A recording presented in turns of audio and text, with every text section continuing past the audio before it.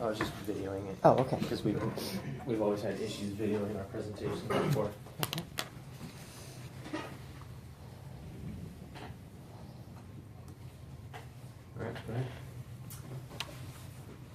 All right, good morning. My name is John Harris, and we'll be talking to you about the Mid-City Transit Project. Abraham Ramirez. Nick Fuentes. Daniel Redondo. Andres Enriquez. Louis Brown. Justin Haskins. And Evan McCall. All right, this is a really unique project. It's within San Diego, and the owner is Sandag. This thanks. Sorry about that. Anyway, so the name of the project is the Mid-City Transit Project. It's located within San Diego itself, and the project consists of a corridor that runs from San Diego State University to downtown San Diego via El Cajon Boulevard and Park Boulevard. The duration is 260 working days with a cost of $44 million. It will consist of 18 stations. Each station will have a shelter with amenities such as vending machines and so forth. And there will be street system modifications. These modifications include transit signal priority, which will give priority to the buses along this route, as well as emergency vehicles that will give priority to those as well. And so the purpose of this project is to build within the regional comprehensive plan framework. So the framework basically states that we're going to try and densify our cities, and which means that essentially San Diego's population is going to increase and we're going to become denser.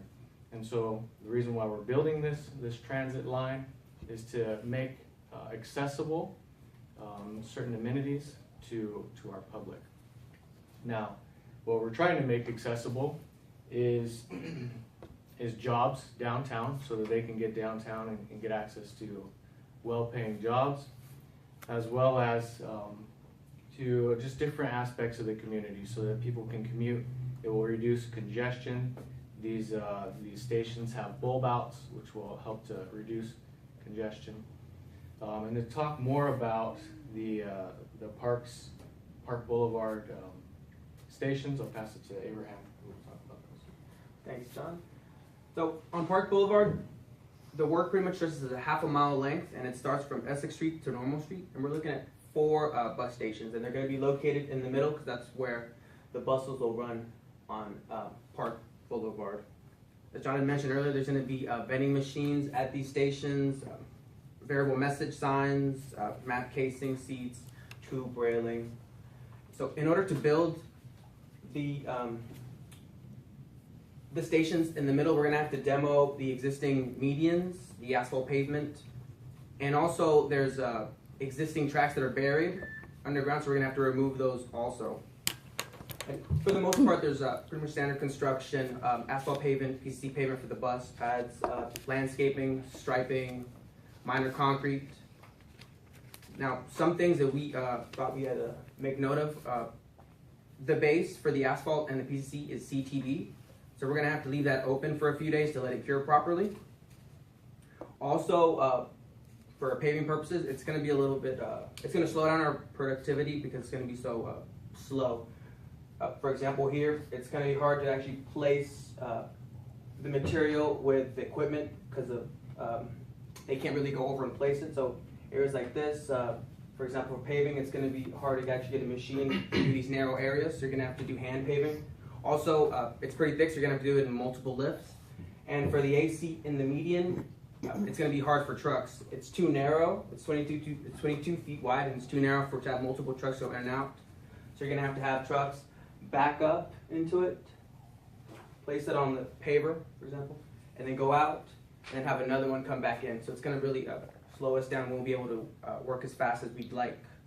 Also, for aesthetic reasons, the concrete in the median is going to have stamped concrete. So next I'll pass it over to Nick, and he'll go over the El Cajon Boulevard. Thanks, Ed.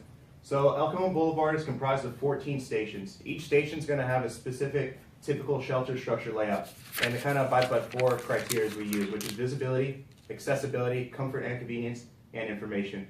As you can see in the section view photo on the right-hand side, design components kind of abides by is no side panels, which gives the pedestrians a better visualization of upcoming bus. Roofing system implemented, which kind of helps the pedestrians on the weather. And a seating and leaning rail, a signage with an electric schedule, route information, and a map. As you can see in the top left-hand photo, there's going to be a bird control device, which a lot of shelters don't typically use, which alleviates the birds to laying on top of the structure. As you can see in the next slide, this is a 3D SketchUp model that my team and I created of El Cajon Boulevard, College Avenue. It's a pavement section cut of a bus pad. And some of the key components you have to realize is it has a crack ceiling on the edges along the 80-foot span, and there's going to be a transverse joint about 10-foot typical. And there's a 12-inch PCC with no geogrid and no reinforcement. And I'm going to pass this on to Daniel so we can talk to you about the traffic control on Park Avenue. So the main goal for traffic control is to minimize the disruption of the regular flow of traffic. To achieve this, we're going to place an orange barricade that will only take up one lane on both northbound and southbound. What this allows is the free flow of traffic and also the regular bus routes that come to through Park Boulevard. Another thing that will also allow is the parking that stalls, the availability of parking stalls in the Park Boulevard that exist. As you can see here in this slide, the stations in Park Boulevard, they're very clustered, close together. So to minimize the impact, well, we're going to build in sections. This way, the rest of the intersections in Park Boulevard will not be interrupted while work is going on. To keep the public safe, what we're going to do is we're going to set up signs that will notify the incoming traffic they are approaching the work zone. This will be both for the pedestrian traffic and vehicular traffic. As for the pedestrian traffic, what we plan to do is make detours that will force the pedestrian traffic to walk around the work zone, keeping them safe and avoiding an injury or any calamity.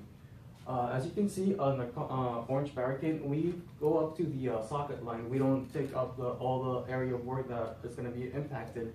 There's going to be a concrete overlay, but in order to perform this, we'll do overnight work.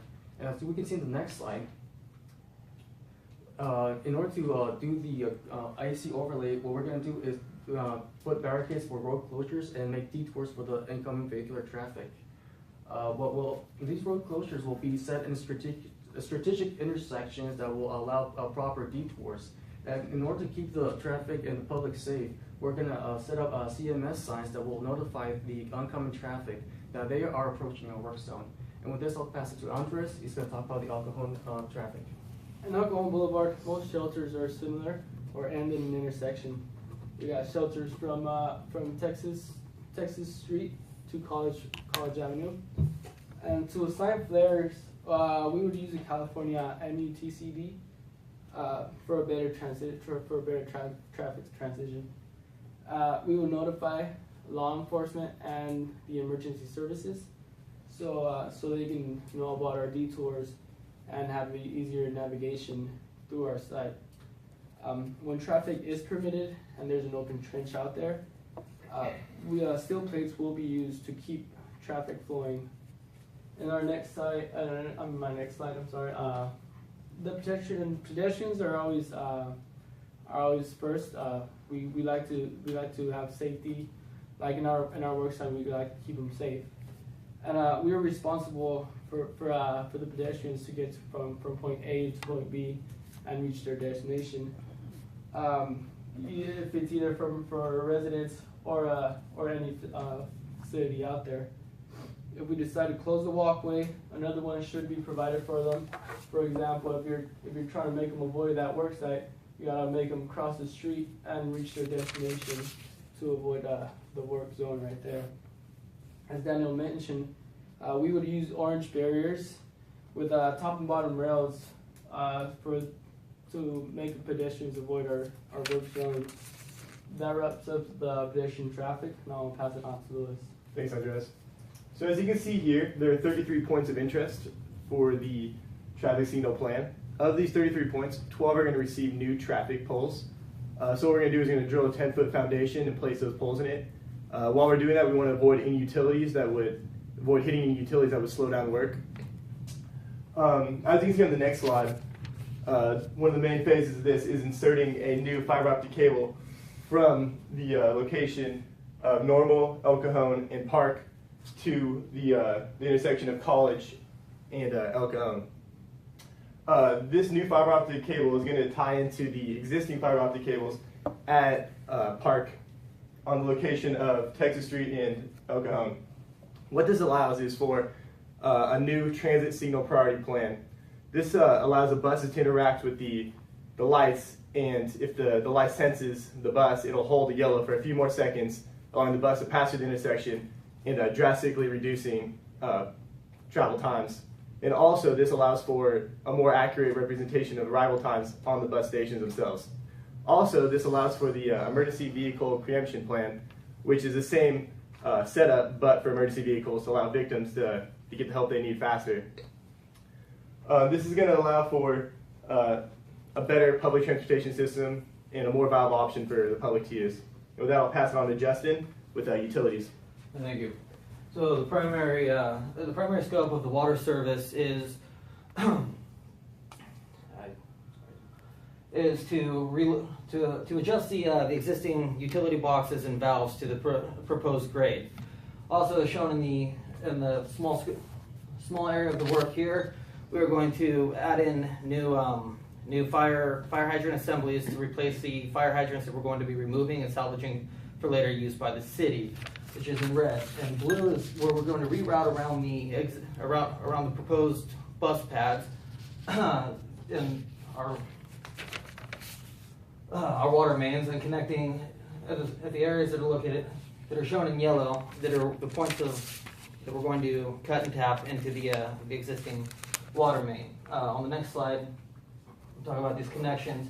All the connections to the existing water mains are to be done by the city. The reason this is a schedule of the values associated with those items. The reason this is important is because it's going to drive our schedule. We're given a date that we need to have the work prepared and the fees paid, or we run the risk of going over budget, as these costs can be adjusted to the prices when the work is done. Also, the major items of work include tapping in straight connections into the 16-inch ACP pipe, which requires separate approval and can only be done during November and April of the following year when water demand is reduced. To further talk about the concerns with the ACP pipe, I'll pass it off to Evan. All right, thank you, Justin. So I'd like to talk to you about some of our risks and concerns we have on this project. First of all, you see protecting the public. We're going to be in and around the public. We need to make sure we protect them. We're going to have major impacts on all these intersections, so we want to make sure we're minimizing the contact with the public in and out of our work zones. So also, Justin mentioned the asbestos-coated pipe. We know that's bad news, it's hazardous. We want to limit our exposure to that. With some of our wet taps and tie-ins, we know we're going to have some sort of exposure to it, but we want to try to minimize that. We have allocated some money in our budget to account for some sort of removals, and as you see, the guys in the Tyvek suits some of our guys will be dressed in that sort of gear when we're handling that pipe. Also, Abraham mentioned some constructability issues that we're going to have with limited access and small work zones, so it's going to slow down our production if we work station by station, but what we are attempting to do is work 2 stations at a time, ramp up our production rates a little bit, lower our unit cost, which would help us deliver a more competitive bid. As I mentioned before, we have the traffic control. We're going to have major impacts on the traffic, pedestrian and vehicular, in all of these intersections, so we want to try to limit that impact that we're going to have on them by the signage, so they know where to go. Everyone's not going all over the place. So with that, I'll go ahead and wrap up our presentation. So we described this Mid-City Rapids project. The purpose of it is intended to increase the travel times of the buses from downtown into the San Diego State area. Covers approximately 7 miles of El Cajon Boulevard and a portion of Park Boulevard with 18 stations and 9 intersections. And 2 of the other major portions of the work are the traffic signal interconnect and the signal priority. As Lewis mentioned, it will hold the yellow for a bus allow them to keep going through so they're not waiting at the lights. And with that said, that concludes our presentation.